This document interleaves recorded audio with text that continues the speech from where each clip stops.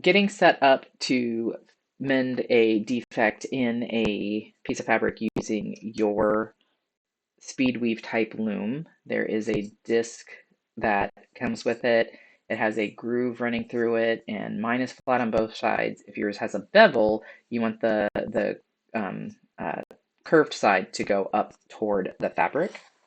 You slide it inside and line it up so that the defect is centrally located within your uh, piece of wood there. I'm going to pull up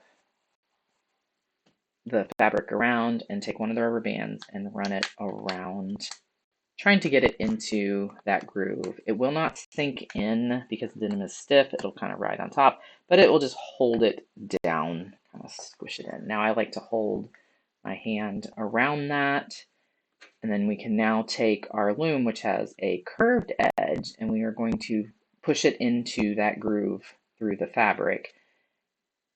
Depending on the type of fabric and the type of patch you're going for, some people, if you have your grain of fabric running this direction, they want to put their loom on the bias, so you can wedge it in there so that curve just goes right into the groove, and wiggle it in there and push it in good so that it is now in the groove.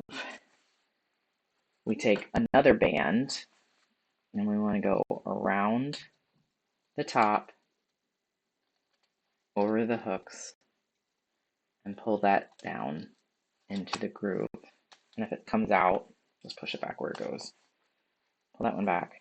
And then this one comes down into the groove as well to hold it in place.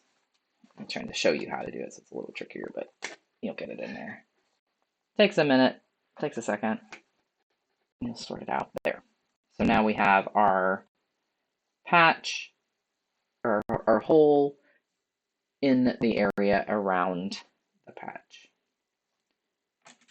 This is not a large hole, and you do have some limitations.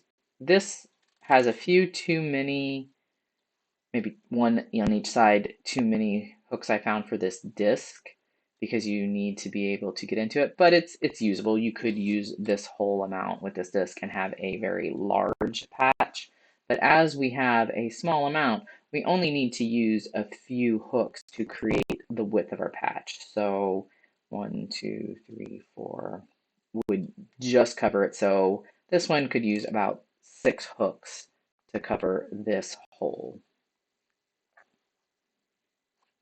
And now we are ready to get some thread and create a patch over top of our hole. The squiggly little black shape is what will represent the hole in our fabric today. I have drawn a vertical line on each side and a horizontal line as reference points for me to show you how this patch will be shaped. We are working a small rectangular patch.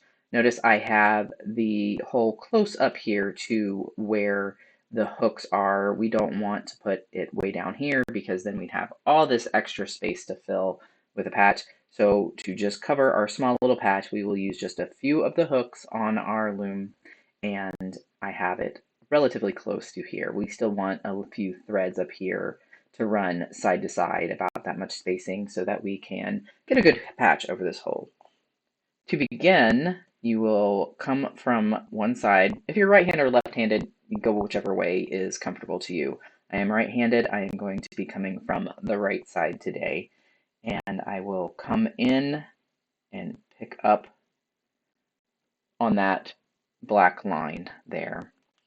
You will pull your thread through, leaving a tail of 3, 4, 5 inches, something long enough, because this will need to be pulled to the inside and woven in underneath our patch later. The thread will come up and over a hook. It's a little fiddly, but you will get it, don't worry, and then back down. From here, I like to come in and go back up with a short little stitch. I moved over one line and I came up with a stitch.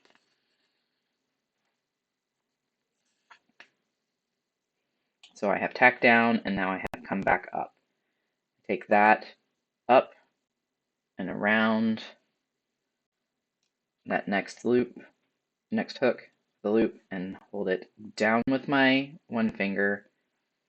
I come down, so right here where this next tick is, where I'm going to come up, straight up on that tick, move my thread out of the way, try not to stab myself, and pull up a stitch.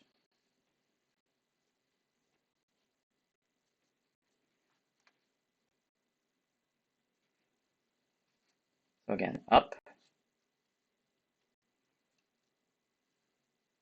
and around, try to get my hand out of the way,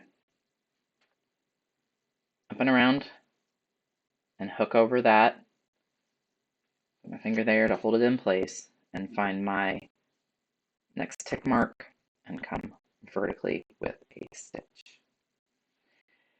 You can go horizontal, but it makes it really tight in here. And it just depends on the material you're working with, how many of these hooks you're doing. This works really great with this embroidery floss on a small piece of fabric, but if you're trying to darn a sweater, you can actually skip every other one, depending on how big your yarn is. Now that I've come up again, I will take the thread up and around the hook, back down the other side, and it just, you will figure this out. It'll take a little bit here and there with my yarn thread over here out of the way, find my next tick mark, and come up with a short little stitch.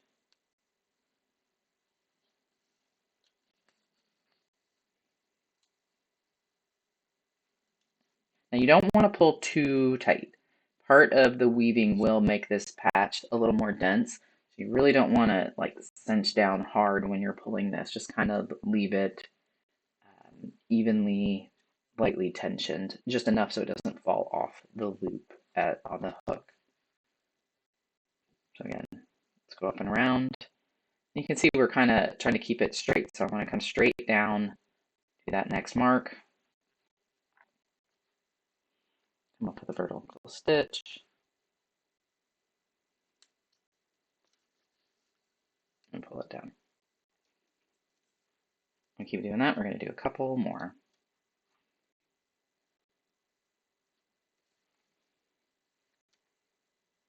And if you have made your tick marks off just a little bit like I did right there, I'm just going to go up with a vertical stitch and kind of just line it straight up.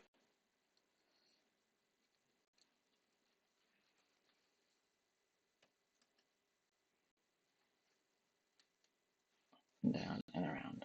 Once you get to this, where you have gone up and down, you will then poke and feed it over there, and it is out of your